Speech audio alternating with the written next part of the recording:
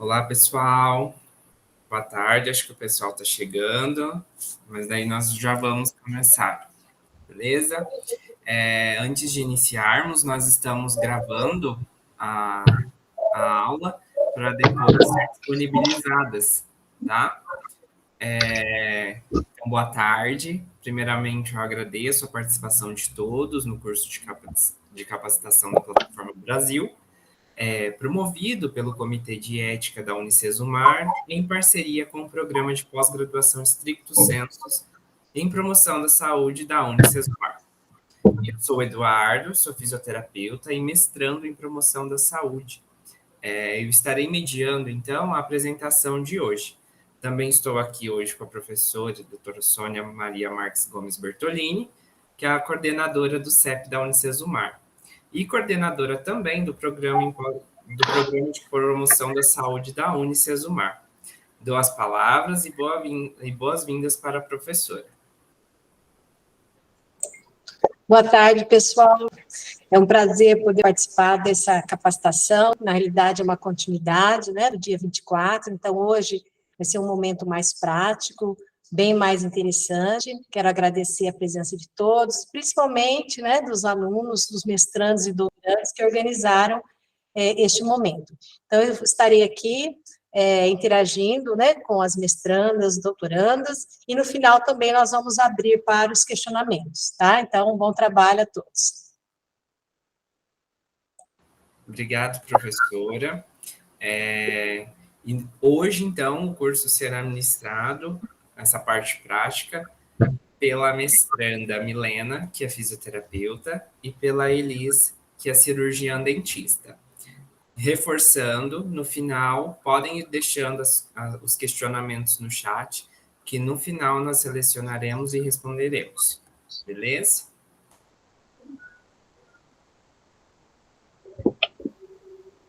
Boa tarde, pessoal. Eu sou a Milena, sou fisioterapeuta. Hoje nós vamos apresentar para vocês, né, como submeter um projeto de pesquisa. E quem vai iniciar a apresentação de vocês é a Elis. Então, eu passo agora a palavra para a Elis. Boa tarde a todos. Estão ouvindo? Hoje, dando continuidade na capacitação da Plataforma Brasil, hoje a Milena e eu vamos falar com vocês como que nós fazemos a submissão de um projeto na plataforma. Então, preciso submeter um projeto de pesquisa. E agora? Desvendando a Plataforma Brasil. Primeiramente, antes da gente submeter esse trabalho, eu espero que todo mundo já tenha feito esse pré-cadastro, né? Na verdade, o cadastro na plataforma que foi ensinado na aula de semana passada, para a gente conseguir fazer o acesso na plataforma. Então, depois que fez o cadastro, tanto na plataforma quanto no CNPq do currículo Lattes, nós vamos vir aqui nós vamos realizar o acesso à plataforma através do login e senha que foi informado no e-mail, depois da aula de semana passada, né? Aí, quando a gente entra na Plataforma Brasil, vão aparecer essa aba aqui, onde tem esses 3 tópicos: público, pesquisador e alterar meus dados. Nós vamos aqui em pesquisador e clicar em nova submissão, que é aqui onde nós vamos submeter o nosso projeto de pesquisa. Para fazer a submissão do projeto de pesquisa, ele passa por 6 etapas, como a gente consegue visualizar aqui. E aqui, onde tem os asteriscos em vermelho, são as áreas que devem ser preenchidas obrigatoriamente. Então, nessa região aqui, logo quando a gente abre a primeira etapa, aparece aqui, a primeira pergunta é: a pesquisa envolve seres humanos na qualidade de participante da pesquisa, individual ou coletivamente de forma direta ou indireta, em sua totalidade ou partes dela, incluindo o manejo de informações e materiais? Então, se a sua pesquisa envolve seres humanos e se enquadra nessa pergunta, você vai marcar que sim. Aí, em seguida, nós vamos assinalar aqui qual que é o modelo que deseja preencher. No caso, no caso vai ser o simplificado, porque a própria plataforma fala que o modelo completo ainda não está disponível. Então, até então, é o simplificado que vai marcar. No caso do pesquisador principal, nós precisamos também preencher esse campo com os nossos dados ou com o nosso orientador. Com os nossos dados, não seriam no caso dos mestrandos, dos doutorandos, né? E agora, no caso dos alunos de graduação, tem que ser o nome do orientador aqui. Então, vai colocar o CPF, o nome, o telefone e o e-mail. Além disso, nessa primeira etapa, a gente consegue ver essa outra pergunta aqui, que é: deseja delegar a autorização de preenchimento deste projeto a outras pessoas já cadastradas no sistema? O que significa essa pergunta? Que outras pessoas que você cadastrar ali vão poder alterar o seu trabalho, o seu, né, o seu projeto que você vai submeter antes dele ir para o CEP. Então, nesse caso, por exemplo, se você é um aluno de mestrado, doutorado ou de graduação, vai colocar que sim, e vai colocar vai vir aqui em adicionar assistente, que aqui é o tópico onde a gente vai adicionar essas pessoas que permitem, que são autorizadas a modificar o nosso trabalho. Então, quando a gente clica nesse tópico para adicionar o assistente, nós digitamos o nome do participante, né, de pesquisa, no caso, por exemplo, do orientador, e vai colocar aqui em pesquisar. Lembrando que para você adicionar o nome de uma pessoa nesse tópico, ela precisa estar cadastrada na plataforma do CNPq, ela tem que ter o Lattes. Então, se não tiver, não consegue fazer esse cadastro. Então, por isso que eu falei que anteriormente já tinha que ter esse cadastro na plataforma. Então, aí você veio, cadastrou aqui os assistentes, vai selecionar, adicionar e vai fechar. Outro tópico que a gente tem aqui nessa primeira etapa também é a equipe de pesquisa. Então, são aquelas pessoas que elas não vão fazer, elas não estão autorizadas a fazer a alteração do nosso trabalho, mas elas fazem parte da pesquisa. Então, as outras pessoas que não vão ter acesso à alteração desse trabalho aqui, vocês vão vir aqui em adicionar membro de equipe, também vai digitar um nome e vai colocar o nome da pessoa nessa etapa.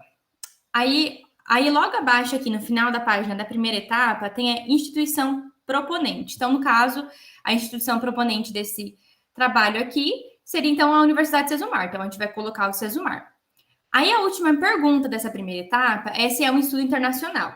Então, por exemplo, a sua pesquisa tem alguma parceria com alguma outra instituição de fora do país? Se tem, você marca que sim. No nosso caso aqui, não temos, então, a gente marcou que não. Então, aí depois que você preencheu todos esses tópicos, tiver tudo preenchidinho, nós vamos para a próxima etapa, que é a segunda etapa da submissão do projeto na Plataforma Brasil. Já a segunda etapa, ele vai trazer, então, coisas a respeito da área de estudo. Então, a primeira coisa que a gente vê logo quando entra nessa caixa da segunda etapa é a área temática especial. Então, aqui nessa área temática especial, a gente vê ali que tem genética humana, se é necessário fazer o envio de material genético ou qualquer outro tipo de material biológico para fora do país. Tem vários tópicos ali dessa área temática. Então, você vai ver de acordo com a sua pesquisa. Se você se enquadra ali, você vai trabalhar com algo relacionado à genética, vai trabalhar com algum tipo de material biológico, qualquer coisa da sua pesquisa que se enquadra aqui, você marca. Se não se enquadrar, não precisa marcar esse tópico, você deixa em branco. Ainda na segunda etapa, nós temos, logo abaixo daquela área temática especial, as grandes áreas do conhecimento. Então, aqui a gente vê que tem um asterisco em vermelho, então é um tópico obrigatório, que precisa ser marcado. Então, no nosso caso, seria as ciências da saúde, a grande área 4. Então, por isso que nós assinalamos. Mas lembrando, você vai marcar de acordo com a sua área, se é ciências exatas, biológicas, engenharias, então vai assinalar de acordo com a sua pesquisa. Aí, aqui embaixo, nós temos também o propósito principal do estudo. Então, nesse caso, você vai marcar qual que é o propósito. É um propósito clínico, ele vai atender as ciências básicas, ciências sociais e humanas, suporte, né, o cuidado de enfermagem, a saúde coletiva. No nosso caso, nós marcamos a questão ali da saúde coletiva. Logo abaixo, ali no propósito principal do estudo, nós temos o título público da pesquisa. No título público da pesquisa, nós vamos colocar o nome do nosso trabalho. Então, vai lá pegar o título do trabalho, vai copiar e vai colar aqui. E aqui no título principal da pesquisa, nós também vamos fazer a mesma coisa, copiar e colar o título principal da nossa pesquisa. Aqui, no caso, tem essas regiões que são cinzinha mais claro, né? Que são regiões que não possibilitam que a gente preencha, porque no nosso caso da nossa pesquisa não se enquadra para preencher esses tópicos. Então, nesse caso, se a sua pesquisa tiver esses tópicos, aí vocês preenchem, senão pode dar continuidade. Aí, essa parte aqui é ainda da segunda etapa, é a parte final da segunda etapa da submissão do projeto de pesquisa. Então, aqui, no caso, eles pedem um contato público. Se você é o pesquisador principal, você coloca que sim. Se, por exemplo, um aluno de graduação, no caso, você vai colocar que não, porque no caso o pesquisador principal seria o seu orientador. Então, você vai colocar aqui daí o nome do orientador e o contato. E aqui, no caso, eles também vão solicitar o contato científico. Então, você pode colocar tanto o seu quanto o do seu orientador. E aqui, assim, nessa segunda etapa, depois de tudo preenchido, a gente pode passar para a terceira etapa. Vem clica no botão próxima.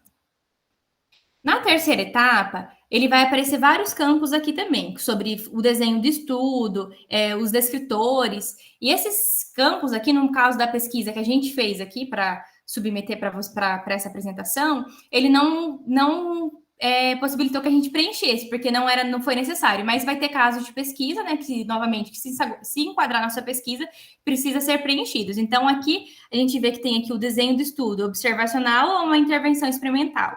Aí aqui, quais que são as condições de saúde ou problemas, né, que serão estudados. Tem o tópico também dos descritores, que são do Código da Classificação Internacional de Doenças. Então, aqui, por exemplo, se você está trabalhando com algum tipo de doença, você vai vir e vai preencher, né, colocar aqui qual que é o CID dessa doença. Então, todos esses tópicos aqui também têm que ser preenchidos de acordo com a sua pesquisa. Qual que é a natureza da intervenção, se você estiver trabalhando com algum tipo de fármaco, qual que é o dispositivo, tudo, você vai observar tudo que tem aqui e se enquadra na sua pesquisa. Se enquadrar, você dá continuidade. Aí, esse outro tópico aqui, ele é um tópico que é obrigatório para todos. Então, no caso, é o desenho da pesquisa. A gente vai olhar lá na metodologia. E é um estudo retrospectivo? Então, vou colocar aqui.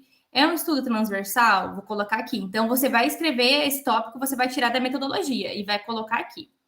Aí, logo abaixo, nós temos o tópico financiamento, que também é um tópico obrigatório que nós temos que preencher. Então, quando você clica em adicionar financiamento, o que vai aparecer são 3 opções: institucional principal, institucional secundário e financiamento próprio. Mas aí, vocês me perguntam, Elis, qual que é a diferença entre os 3? No caso, né, o patrocinador principal seria a instituição que fornece a maior parte do financiamento. No caso, pode ser a universidade, um hospital.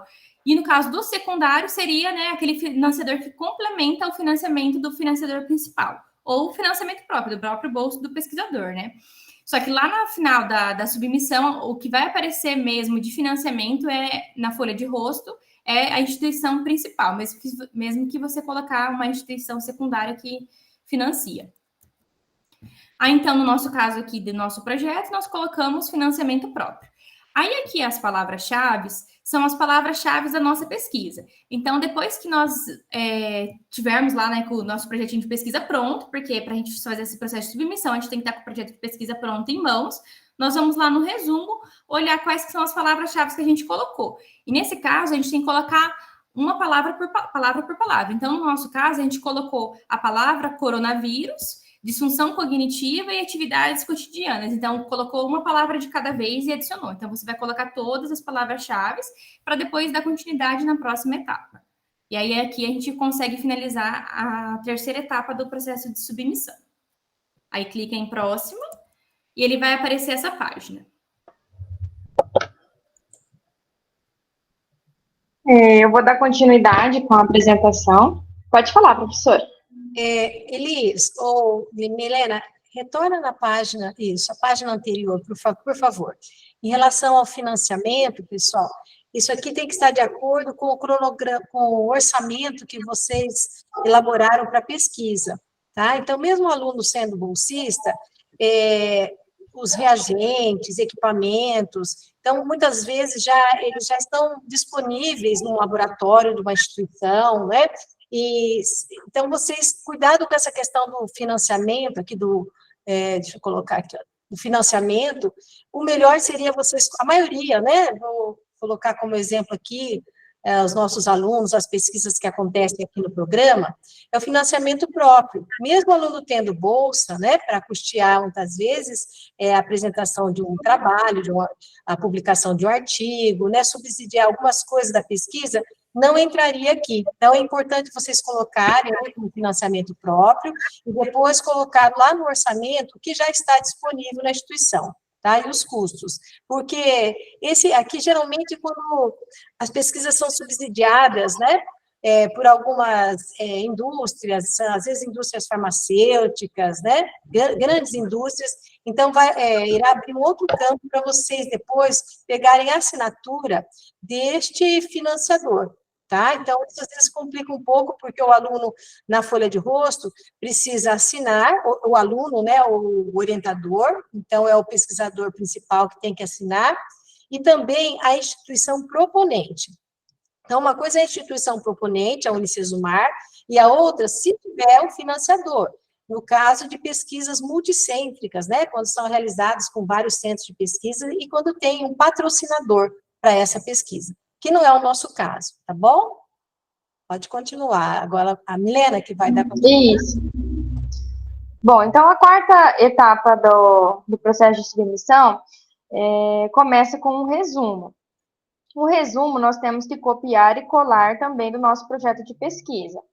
Porém, nós temos que nos atentar ao número de caracteres. Às vezes acontece de faltar a parte do resumo, porque a gente cola, mas vai exceder a quantidade, vai ficar faltando parte do seu resumo. Então, nesse caso, a gente precisa dar uma enxugada no resumo, tirar partes que não são tão importantes assim no resumo para ele caber na quantidade. Se eu não me engano, acho que a quantidade máxima em todos os campos são 4.000 caracteres. Na sequência, a mesma coisa, nós vamos fazer com a introdução, copiar e colar do projeto de pesquisa e colocar aqui. Na sequência, nós teremos a hipótese. A hipótese se refere ao que a gente espera desse trabalho, né? O que a gente espera encontrar. Por exemplo, aqui a gente colocou aqui que a nossa hipótese é que os indivíduos entrevistados possuem alterações cognitivas pós-Covid, como alterações de memória, atenção, concentração e velocidade de processamento de informações, e que essas alterações influenciam negativamente na realização das atividades cotidianas. Então, essa é a hipótese da pesquisa, para a gente conseguir, e aí a pesquisa será para testar essa hipótese, né, ver se isso de fato acontece ou não. Milena, só um pouquinho, a professora Sônia levantou a mão. Uhum. Então, quando vocês escolherem o tipo de pesquisa, será disponibilizado esse campo ou não, né? Então, pesquisas quantitativas geralmente têm hipóteses, uma ou duas. Agora, as qualitativas, nem sempre. Então, mesmo que apareça aqui para vocês esse asterisco em vermelho, né, que é um campo obrigatório, vocês podem até colocar não se aplica. Tá? Não adianta também inventar uma hipótese, né, para o estudo que, de repente, ele é só observacional, misto, né, e tem lá o quant e o quali, mas que no momento não se aplica. Então, vocês podem utilizar-se desse artifício, tá ok? Ok. E só mais uma outra observação, já que eu interrompi, no resumo, apesar de muitos alunos, né, muitos pesquisadores copiarem e colarem o resumo, não está errado, né, o resumo de um projeto de iniciação científica, mas aqui é importante que vocês deem mais ênfase aos objetivos, apesar dos objetivos serem novamente apresentados mais adiante, como vocês podem observar aqui na tela, tem o objetivo primário e secundário. Mas aqui seria o objetivo, né, o principal, ou geral, uma síntese da metodologia, dos resultados esperados. Então, nesse resumo, vocês não precisam se ater, como a Elis colocou, a Milena, né, também, o número de caracteres é bem reduzido. Então, ficar contextualizando, fundamentando a pesquisa, algo que vocês vão fazer na introdução. Então, o parecerista, né, o avaliador do projeto de vocês, ele vai dar uma olhada primeiro aqui no resumo. Então, se já tiver claro, né, os aspectos metodológicos, facilita bastante a sequência da análise. Ok. Então, dando sequência, após a hipótese, nós temos o objetivo primário e secundário. O objetivo primário, a gente observa que ele tem um asterisco, porque ele é obrigatório. E geralmente é o objetivo geral da nossa pesquisa. E os objetivos secundários, eles não são obrigatórios, porém nós podemos colocar, e são geralmente os objetivos específicos. Pode passar, Elis. Na sequência, aqui nós vamos incluir a nossa metodologia. Então, vamos copiar e colar aqui na metodologia proposta. Aqui, o que acontece nessa parte? Também tem um limite de caracteres, E às vezes a gente, quando vai aplicar algum questionário, na nossa metodologia, a gente pode ter a descrição desses questionários, os pontos de corte. Então, tem algumas coisas que a gente pode tirar da metodologia para que ela caiba aqui, para que ela caiba dentro desse número de caracteres. Então, uma das coisas que podem ser retiradas é a descrição de como que é feito o questionário, de como que é o score dele, para que ele caiba aqui nesse campo. Na sequência, nós temos os critérios de Milena, inclusão. só um minutinho. Então, lembrando que, mesmo que vocês não apresentem todas as informações aqui na metodologia proposta, elas devem constar no projeto brochura, na íntegra, porque o parecerista sabe, né, que o campo aqui ele é reduzido, então ele precisa, pelo fato de ele ser de diferentes áreas, nós temos membros do CEP da área de ciências jurídicas, né, exatas, então, para ele poder analisar o projeto, ele tem que estar bem esclarecido de todas as informações necessárias, né, o passo a passo do andamento do projeto de vocês. Então, vocês vão ver que lá na frente vai ter um local para vocês anexarem o projeto completo. Então, o parecerista, ele vai ter uma visão mais superficial aqui, ele já sabe, né, que os campos são limitados, mas vocês precisam informar depois no projeto brochura. Isso. Critérios de inclusão, também, geralmente, né, nas pesquisas da área de saúde, todas têm critérios de inclusão, mas, caso não haja critério de inclusão, existe esse campo aqui, não se aplica. Nesse caso, nós colocamos aqui, né, como exemplo, foram incluídos no estudo indivíduos que apresentam alterações neurocognitivas, que pertencem às unidades básicas de saúde, e que tenham lá a idade entre 18 e 59 anos. Nos critérios de exclusão, foi colocado indivíduos com patologias ou alterações cognitivas e pessoas que se negaram a assinar o termo de consentimento. Por que eu já me adiantei aos critérios de exclusão? Esse aqui já eu quero dar atenção, porque já se refere a uma parte da elaboração do projeto de pesquisa de vocês. Os critérios de exclusão, eles não podem ser o oposto do critério de inclusão. Eles têm que ser diferentes, tá? Então, isso aqui também nós temos que nos atentar na elaboração do projeto, porque quem for avaliar pode voltar ao seu trabalho por ter essa inconsistência, né? Ser exatamente, por exemplo, igual ele colocou aqui, critério de inclusão, idade entre 18 e 59 anos. Aí eu coloco como critério de exclusão, pessoas acima de 60 anos. Então, fica o oposto. Então, nesse caso, não faz sentido, tá? Na sequência, nós temos os riscos. Os riscos é um dos campos, assim, que geralmente é o responsável pelos projetos voltarem, pelos pesquisadores não colocarem de forma correta todos os riscos da pesquisa. Mesmo aquelas pesquisas que têm questionários, ainda que são somente aplicação de questionários, ainda assim, elas apresentam um risco, mesmo que não haja uma intervenção. Por quê? Porque quando a gente aplica um questionário, podem existir perguntas que vão provocar sentimentos na pessoa, existem perguntas que elas podem causar algum tipo de constrangimento. Então, existe esse risco, né, de você causar um desconforto na pessoa e nós temos que colocar como nós faremos para solucionar esse problema caso ele ocorra. Isso na questão de questionário. Se houver alguma intervenção, vou ter que fazer coleta de sangue, alguma outra intervenção e eu tiver alguma intercorrência, nós temos que apresentar quais serão as medidas tomadas frente a esses riscos que podem acontecer. Tá bom? Então, não se esqueçam de colocar, mesmo que tenha questionário. Eu ouço alguns professores falando que eles recebem bastante projetos de pesquisa e que, às vezes, o aluno coloca, essa pesquisa não apresenta riscos, por não ter intervenção, mas, ainda assim, ela apresenta, justamente por causa disso que eu falei para vocês, tá? Na sequência, nós temos os benefícios. Toda pesquisa, ela tem um benefício, né? Todo projeto de pesquisa tem um benefício. Vai ter qual é o impacto social, com os resultados dessa pesquisa nós podemos coletar evidências que vão colaborar para o campo científico, e entre outras, né? Geralmente, essa é uma parte que é mais fácil da gente visualizar os benefícios da nossa pesquisa, do que quando a gente compara com os riscos. Pode passar, Elis.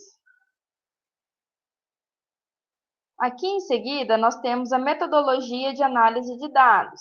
Aqui se refere à metodologia, para quem está fazendo pesquisa quantitativa, se refere à parte da análise estatística. Quais são os testes que serão utilizados, e quando for pesquisa qualitativa, a gente também tem que colocar aqui como que será a forma de análise das entrevistas. Então, encerrando a metodologia de dados, nós temos aqui também o desfecho primário. O desfecho primário, ele se parece com a hipótese, que é o que a gente espera encontrar com a nossa pesquisa, tá? Então, aqui nós colocamos aqui como desfecho primário, identificar, né, espera-se identificar e compreender as alterações neurocognitivas em indivíduos pós-Covid-19, bem como suas dificuldades e estratégias de adaptação a esta condição. O desfecho secundário, ele não é um campo obrigatório. Bem, dando continuidade, nós temos aqui tamanho da amostra no Brasil, que é a quantidade de participantes da sua pesquisa. Aqui nós colocamos 10 pessoas como exemplo, tá? Mas aí vai variar conforme a pesquisa de vocês. Data do primeiro recrutamento. Isso aqui é no caso, assim, de você ter que fazer um recrutamento desses pacientes antes de enviar para o comitê de ética. Então, se houver, você vai colocar aqui.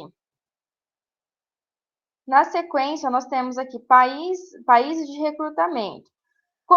Aqui no nosso caso, né, geralmente nossas pesquisas são realizadas no Brasil, no caso da Unicesumar, mas se houver parcerias com outras universidades, isso pode acontecer dentro do campo do mestrado também, aí nós também temos que incluir quais são os outros países participantes.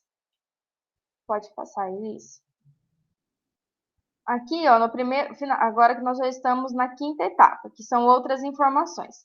Na quinta etapa, ela começa com a seguinte pergunta: haverá uso de fontes secundárias de dados prontuários e dados demográficos?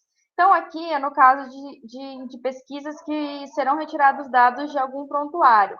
De algum prontuário médico, prontuário de fichas hospitalares, de algum prontuário de clínica de fisioterapia, por exemplo.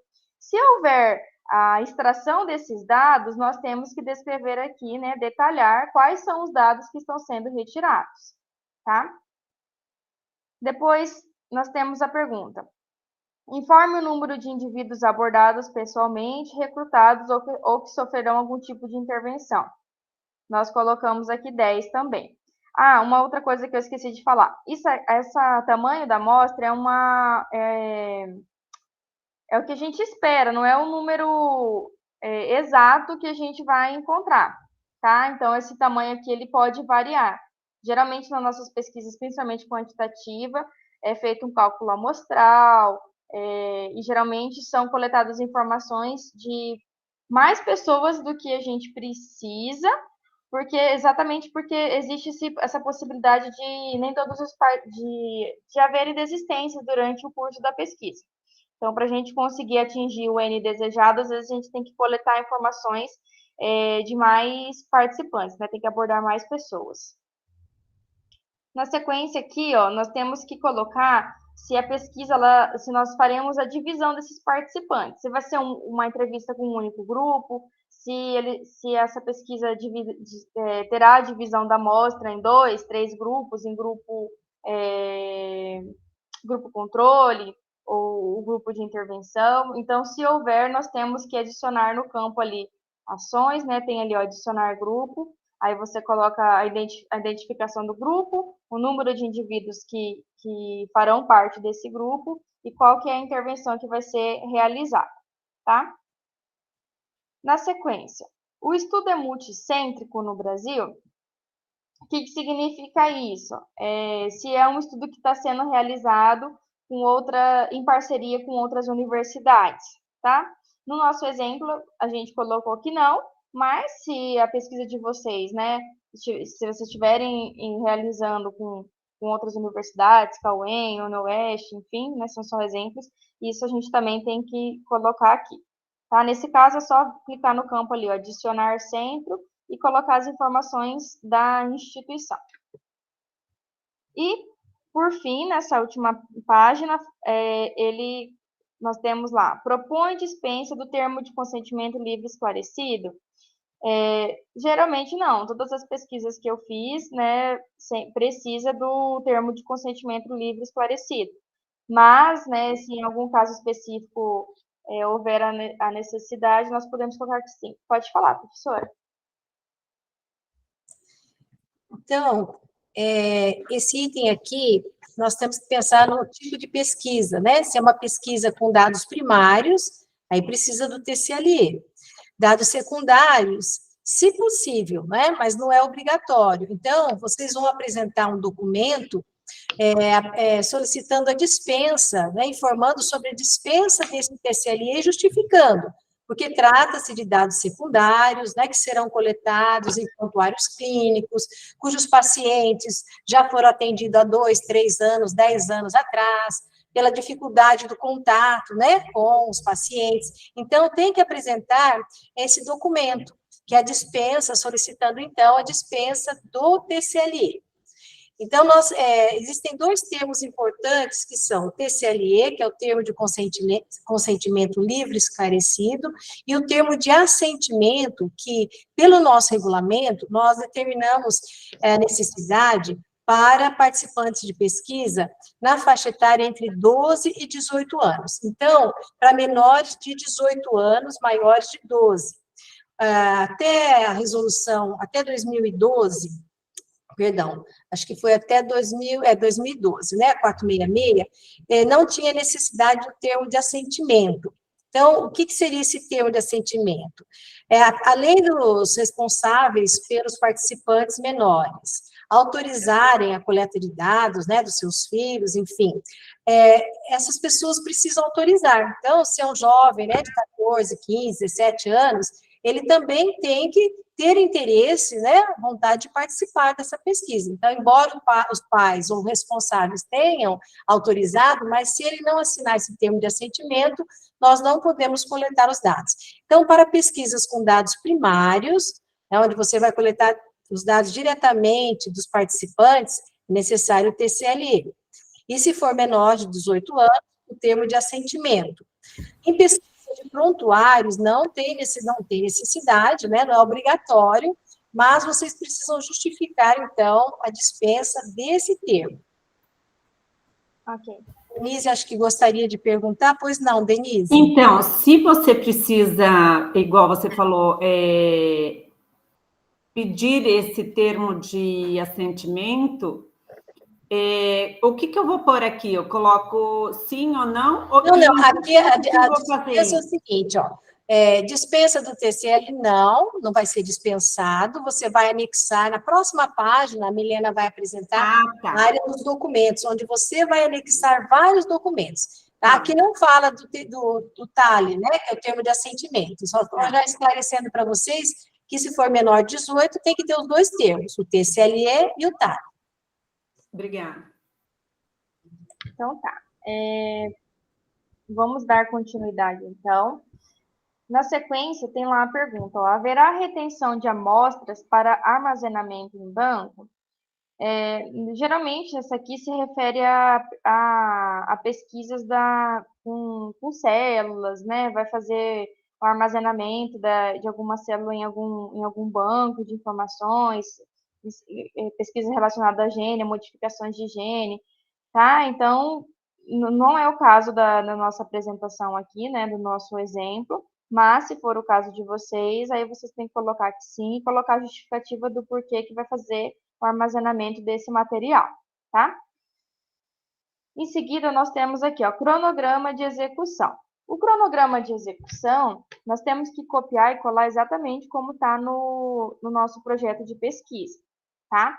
Aqui nós temos que nos atentar, uma coisa que às vezes volta, é porque assim, a gente coloca lá, envio para o comitê de ética, uma data, e na sequência a gente já coloca às vezes uma data de início de coleta de dados muito próxima, ou até na mesma data do envio do comitê de ética. E isso é um motivo para que o seu projeto volte, porque você só pode começar a coleta de dados após a aprovação do Comitê de Ética em Pesquisa. Então, se atentem, né, para a data que vocês vão colocar do início da coleta de dados, para que seja uma data após a aprovação do Comitê de Ética em Pesquisa, tá? Bom, esse item aqui, como a Milena, acho que foi a Elis que colocou, que riscos, né, era uma justificativa para as pendências, a maioria das pendências dos projetos, cronograma de execução também. Então, apesar da Milena ter colocado, é só copiar e colar, na realidade seria, mas aqui esse campo ele é editável, vocês vão ter que editar aqui a data certinha, né, de acordo com o cronograma que está no projeto de vocês. Muitas vezes, o aluno, né, o pesquisador, perdão, ele faz um projeto com um determinado cronograma e depois ele atrasa para poder conseguir toda a documentação e ele se esquece de rever o cronograma.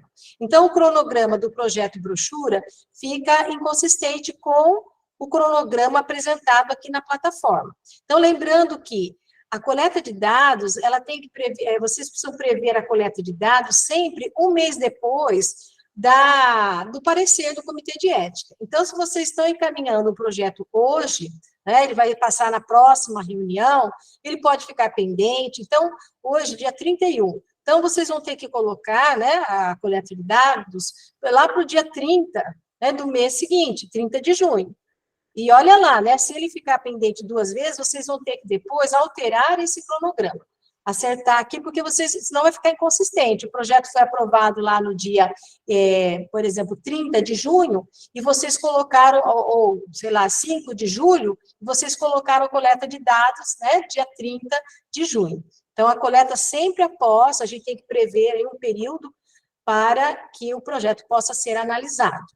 E outra questão, aqui, olha, vocês vão criando mais linhas, adicionar cronograma, e vocês vão colocar a etapa, o início e o término. E esse campo aqui, às vezes, ele induz o pesquisador a erros. Por quê? Vai aparecer uma única linha e, às vezes, o pesquisador coloca aqui o início do projeto e o término. E não, são o início e o término de cada etapa, de cada fase da pesquisa, como vocês fizeram o cronograma lá no final do projeto. E, além disso, vocês precisam pegar o cronograma, né, do projeto e transformá-lo num arquivo separado. Então, esse é um outro item que vocês precisam apresentar como anexo. Pode continuar, Milena. Então, aqui, na sequência, nós temos o orçamento financeiro. Aqui nós temos que detalhar quais serão os gastos para realizar essa pesquisa.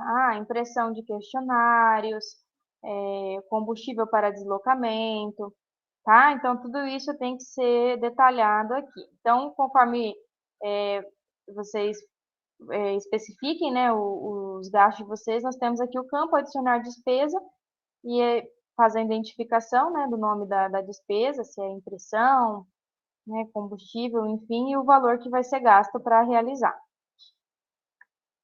E ali faltou uma parte, isso. Aqui o último campo que tem um asterisco em vermelho, que é obrigatório, é a bibliografia, tá? Que também nós devemos copiar e colar do nosso projeto de pesquisa. Então, dessa forma, a gente encerra a etapa 5. Pode passar, Elis. Posteriormente, aqui, ó, nós temos a anexar a folha de rosto. Quando a gente finaliza todas essas etapas, vai aparecer esse campo aqui, imprimir folha de rosto. Essa folha de rosto, nós temos um exemplo no seguinte slide, Elis. Pode passar lá para o segundo slide. Então, aqui, ó, quando a gente acaba a descrição do projeto, quando você clica lá em imprimir folha de rosto, ele vai te gerar esse documento aqui. Então, nós temos que imprimir esse documento e o pesquisador responsável precisa assinar os campos aqui, tá? Assinar e colocar as informações. Pesquisador responsável, CPF, tá? A data e aqui a assinatura. Depois, nós precisamos escanear esse documento e salvá-lo em PDF para poder anexar aqui a plataforma. Volta lá no outro slide, Elis. Aí aqui, então, feito isso, né, após a impressão e assinatura, a gente anexa a folha de rosto aqui. Essa parte aqui de incluir arquivos na plataforma Brasil é uma parte um quanto complexa, porque os arquivos, eles não podem ter... Milena, a professora Sônia levantou a mão. Pode falar, professora. Complementando, então, a questão da folha de rosto. Helena, isso. Aqui, olha, quando vocês assinarem a folha de rosto, aliás, o pesquisador responsável vai assinar, observe que o nome dele vai aparecer aqui em cima, né? O título do projeto, o nome do pesquisador responsável, que é a Caroline. Então, é ela que vai ter que assinar aqui, mesmo ela fazendo parte de uma equipe. A data, depois vai ter que ser assinado esse documento também pelo responsável da instituição. Então, olha, a instituição proponente. Não precisa ser, não vai ser o reitor, o diretor, vai ser o coordenador do curso de vocês. Tá? Então, se for graduação, coordenadora lá da enfermagem, fisioterapia, medicina, e da pós-graduação, a mesma coisa, né? Então, o coordenador, porque ele vai tomar ciência do projeto que vocês estão realizando, pode fazer alguma pergunta, né? Não necessariamente vocês têm que levar o projeto junto, mas ele precisa ter informações sobre o projeto de vocês. Então, aqui, olha, vai ser o CPF, né, do coordenador do curso, assinatura, o cargo que ele ocupa, então, o coordenador, se é da graduação, fisioterapia, medicina, odonto, ou da promoção da saúde, e a data. Então, depois de tudo preenchido, assinado, aí sim, vocês vão anexar naquele campo que a Milena, isso, anexar folha de rosto. Aqui é bem tranquilo mesmo. Pode continuar, Milena. Tá. Pessoal, eu vi que tem algumas pessoas perguntando, ao final a gente vai responder todas as dúvidas, tá? Então, após o anexo da folha de rosto, nós temos que incluir alguns arquivos, tá? Pode passar, Elis. Aqui, não, volta lá. Aqui tem a descrição de alguns arquivos que nós temos que incluir, tá? Então, nós temos que colocar o nosso projeto detalhado, o nosso cronograma, e nessa parte, que é o que eu estava falando para vocês, que nós devemos nos atentar sobre a forma como a gente salva o nome do arquivo, tá? Porque a plataforma ela é bem chatinha, às vezes a gente não consegue subir, não está dando certo de subir o arquivo, e às vezes é só o nome que está salvo o arquivo, que está descrito de forma incorreta. E o que seria, quais são o que impossibilita esse envio, né? Se a gente tiver palavras separadas, ó, se a gente reparar aqui, ó, folha de rosto, tá escrito tudo junto, tá? Aqui embaixo, ó, seria termo de assentimento, também, escrito tudo junto. Então, não podem haver separação das sílabas aqui. Então, aqui, ó, o nome do arquivo não pode ter acento, nem pontuação, ele deve ser escrito tudo junto. Um exemplo aqui, folha de rosto.pdf, tá? Quais documentos nós temos que incluir nessa parte? Os documentos principais, né? O projeto detalhado, cronograma, o ofício, a autorização do local de pesquisa, se houver. Então eu vou realizar uma pesquisa na Secretaria de Saúde de Maringá. Então, eu preciso coletar primeiro essa autorização, tá? Para mandar antes da gente submeter ao projeto. Então, quando a gente vai fazer uma pesquisa em algum local, nesse caso aqui, a gente já tem que ter essa autorização antes de realizar a submissão, e nesse momento, né, no momento de submissão, nós temos que anexá-la aqui. Então, além do projeto de pesquisa, do cronograma e do ofício, nós temos que anexar o termo de consentimento, os custos e o nosso orçamento e os questionários que serão utilizados na pesquisa.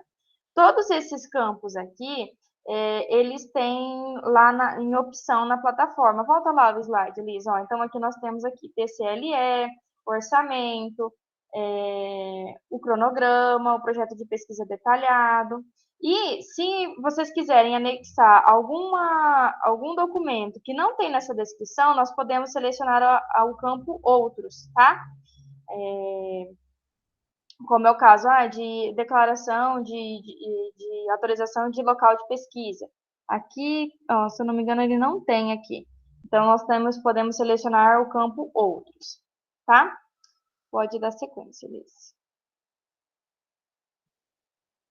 E entrando lá na fase final, né, que é a etapa 6, nós temos aqui manter sigilo da íntegra do projeto de pesquisa. Nós optamos pela opção sim, né, para manter sigilo da nossa pesquisa. O prazo nós colocamos como exemplo 1 ano. Aqui são as condições, né, os termos de compromisso, nós podemos ler, e aí nós temos que aceitar, né, para o projeto ser aceito. E aqui nós temos uma etapa muito importante, que é o enviar o projeto ao CEP. Quando a gente clica no enviar ao projeto ao CEP, a gente não consegue modificar mais, tá? Então, geralmente, antes da gente clicar aqui nesse enviar projeto ao CEP, é interessante que a gente mostre o projeto para os nossos orientadores, para que eles façam a revisão, vejam se todos os campos estão preenchidos de forma correta, para que eles autorizem esse envio. Geralmente, a professora Sônia, né, eu sou orientadora da professora Sônia, ela sempre pede para revisar, e às vezes ela mesma faz esse envio, para que diminua, né, as chances de ter algum erro na hora do envio desse projeto.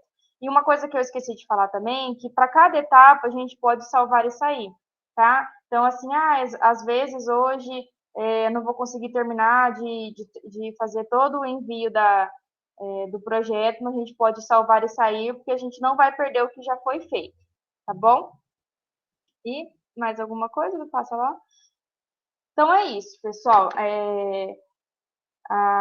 Aqui eu deixei o e-mail de contato meu e da Elis, para que, se vocês tiverem alguma dúvida, né, que não foi sanada agora nessa etapa final, vocês podem enviar, para que a gente, juntamente com a professora Sônia e com os demais colaboradores da nossa capacitação, nós podemos sanar essas dúvidas de vocês, para que vocês possam, então, ter aí o e-mail disponibilizado para vocês entrarem em contato. Então, pessoal, agora eu vou entrar na fase da análise, né, e a emissão de parecer. Quando vocês enviarem o projeto, vocês precisam acompanhar o status desse projeto.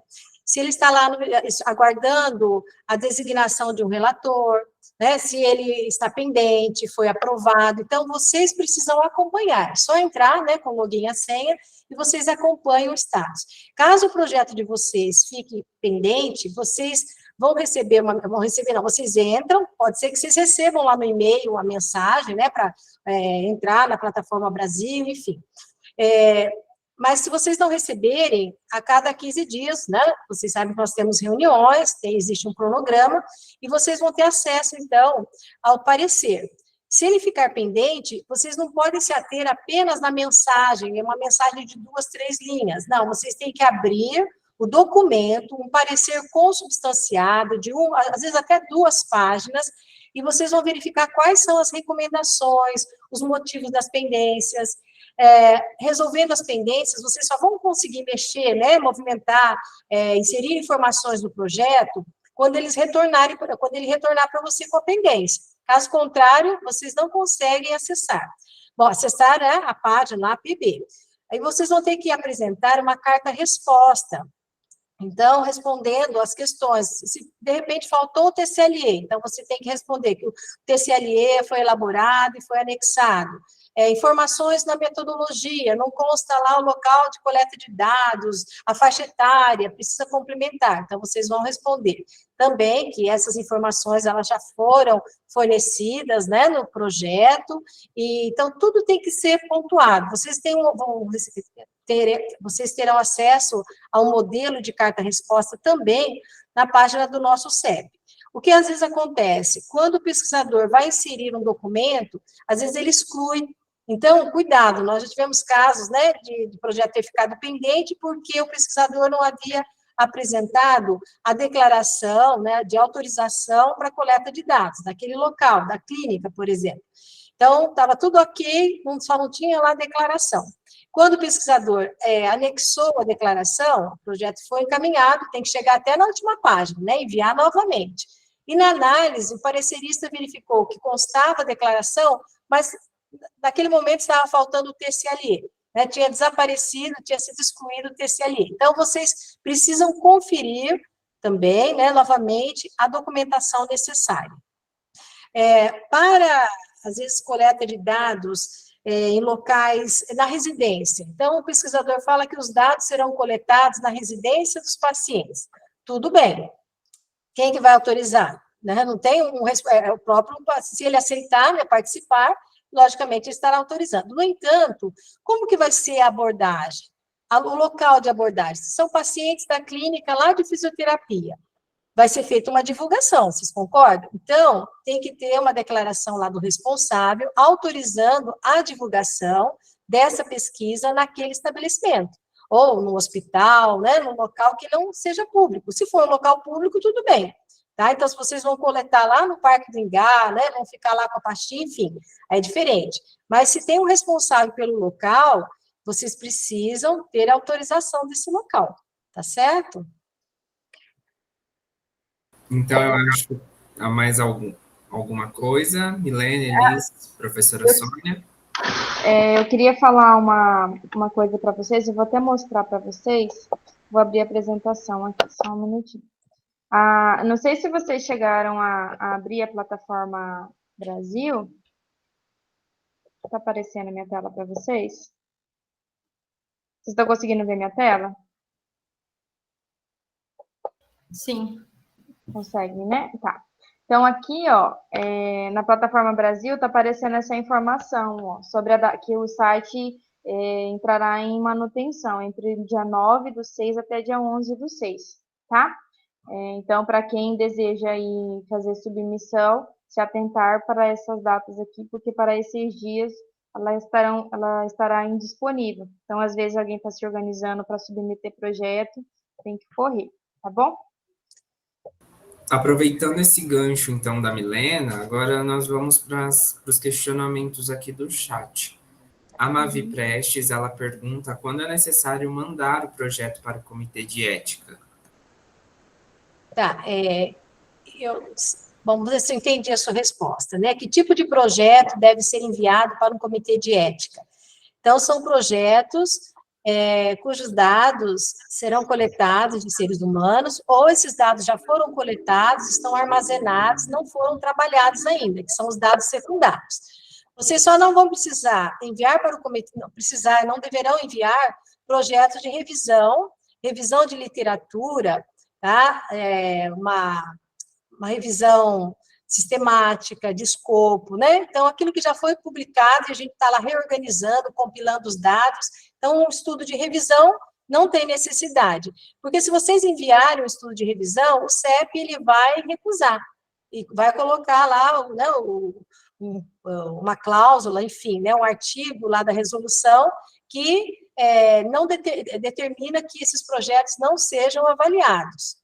E também, se forem dados públicos, você vai fazer estudos, né, com dados de pessoas, de pacientes, mas são dados públicos. Então, não tem necessidade de passar pelo comitê de ética.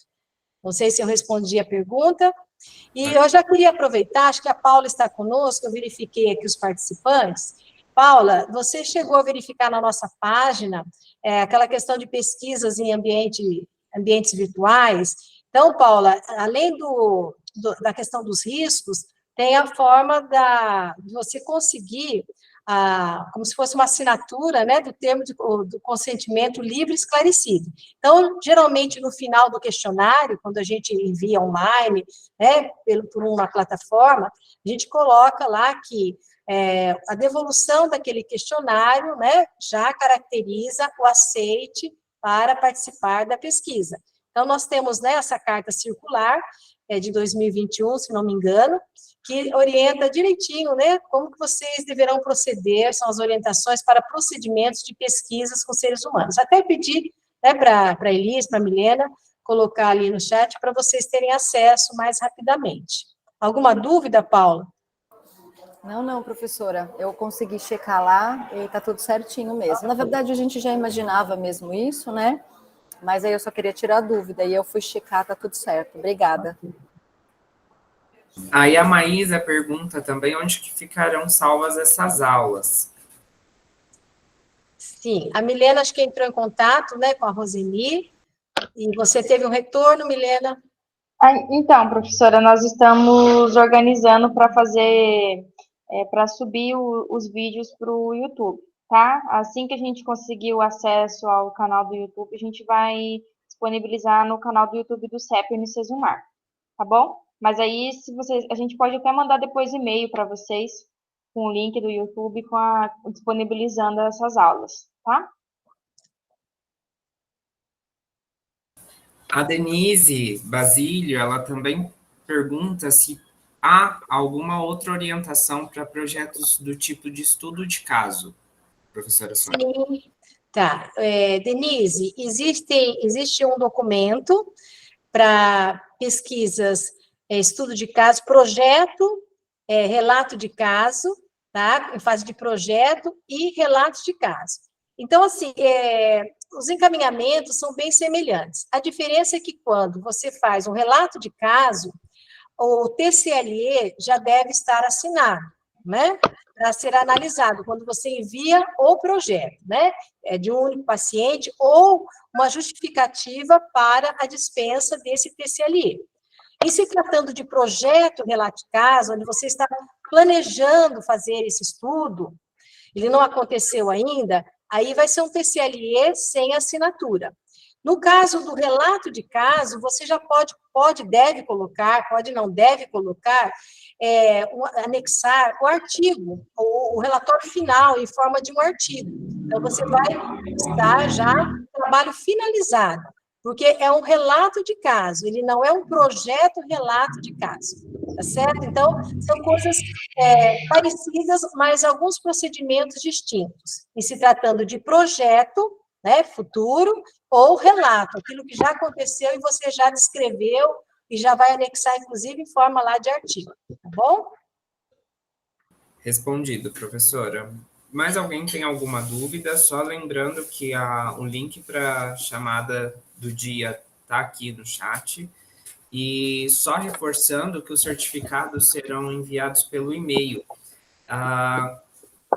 Verifiquem também a caixa de spam de vocês, pois nós estamos recebendo que muitos links, muitos PDFs estão caindo para o spam.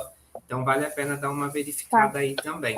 Eduardo, eu disponibilizei aqui também no chat o link do YouTube da página do CEP, tá? Do canal do YouTube. Então, se vocês clicarem, vocês serão direcionados para a página do YouTube.